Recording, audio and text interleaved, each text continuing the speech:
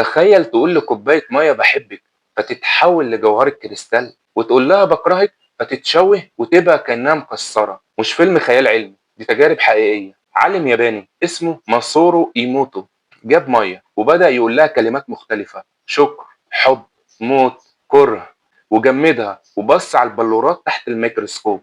المية اللي اتقال لها كلام طيب طلعت شكلها جميل ومنظم، واللي اتقال لها كلام سلبي طلعت مشوهة قبيحة مكسرة. وده يخلينا نسأل: لو المية اللي ملهاش روح بتتأثر بكلمة، انت كبني آدم مش بتتأثر أكتر؟ ربنا سبحانه وتعالى قال: وننزل من السماء ماء مباركا.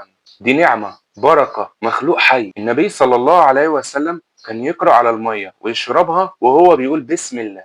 ليه؟ لأن الكلمة الطيبة بتغير كل حاجة. الخلاصة: خلي بالك من كلامك، مش بيجرح أو يفرح، ده بيغير حتى شكل الماء اللي بتشربها.